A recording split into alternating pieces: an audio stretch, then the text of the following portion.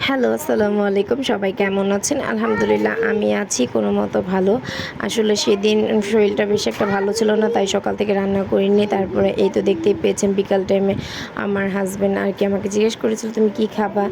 ছেলেরও জ্বর ছিল, ঠান্ডা ছিল, আমারও শরীরটা ভালো ছিল না। আমরা বললাম কিছু খাবো না তেমন। দেন আমার হাসব্যান্ড নিজে থেকে এগুলো নিয়ে আসছে আমাদের জন্য। অল্প, অল্প করে খেয়েছিলাম আর বাবাটা আমার একটু দই দিয়ে রুটি দিয়ে খেয়েছিল। ২ দিন যাবৎ কোনো ভাত-টাত কিছুই খায়নি। কিন্তু আজকে আমি আলহামদুলিল্লাহ দিলে অনেকটাই ভালো আছি। আমার ছেলেও অনেকটা সুস্থ। আর এই শুনতেই পাচ্ছেন আমার ছেলে কিন্তু আমার পাশে বসেই দুষ্টুমি করছে, কথা বলছে, খেলা করছে, মানে গান গাইছে সাথে প্লাস। আর এই তো সেগুলো নাস্তা নিয়ে আসার পরে এই নাস্তাগুলো আমি একটু খেয়েছিলাম। আর অনেকটাই ভালো লেগেছিল। দেন রাত্রেবেলা একটু রান্না-বাড়া করতে গিয়েছিলাম। তারপরে এই তো একটু চিংড়ি মাছ ছিল, এই অল্প একটু চিংড়ি মাছ দিয়ে আমি মূলা ছিল ফ্রিজে, মূলাটা দিয়ে রান্না করব। মূলাটা খুব অল্প পরিমাণ থাকে, আমি একটু আলুর সাথে দিয়ে দিয়েছিলাম। আলু দিয়ে মূলাটা রান্না করব। আর একটা মূলা আমি আবার ডালে দিয়েছিলাম, যার কারণে একটা আলু দিতে হয়েছে আমাকে। আর মূলা দিয়ে চিংড়ি মাছ দিয়ে আমাদের খেতে খুবই ভালো লাগে। সেটা যে মানে আমি এর আগে ভিডিওতেও বলেছিলাম ২-৩ বার যে আমি মূলা দিয়ে, কচুরমুখী দিয়ে বা লাউ দিয়ে সব কিছু দিয়ে খেতে পছন্দ করি। আর এই তো ডালটা দিয়ে আমি লাউ দিয়ে রান্না করেছি।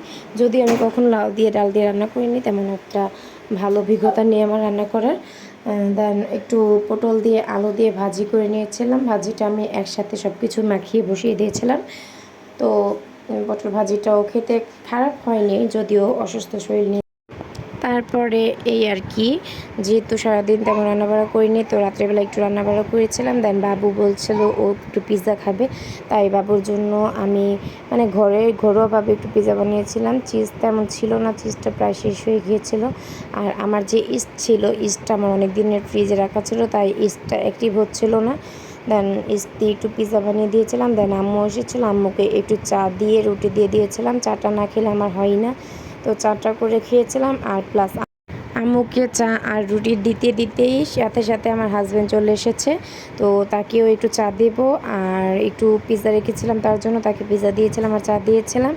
দেন দেখলাম আমার হাজব্যান্ড একটু পেয়ারা নিয়ে এসেছে, ও পেয়ারা খেতে খুব বেশি ভালোবাসে, তাই পেয়ারা নিয়ে এসেছিলো। তো পেয়ারাগুলো আমি একটা ঝুড়িতে রেখে ফ্রিজে রেখে দেবো, এখন ফ্রিজে রেখে দেন ও আস্তে আস্তে খাবে। আমি তেমন পেয়ারা খাই না। এই যে এখানে একটা পেয়ারা একটু সমস্যা হয়েছে, সেই পেয়ারা দুটো আমি সাইড করে রেখেছি। এগুলো আর কি আমি আগে কেটে দিয়ে দেবো ওনাকে খাওয়ার জন্য।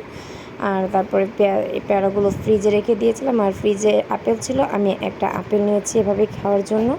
আর আজকের জন্য এই পর্যন্ত। সবাই ভালো থাকবেন, সুস্থ থাকবেন। আল্লাহ হাফিজ।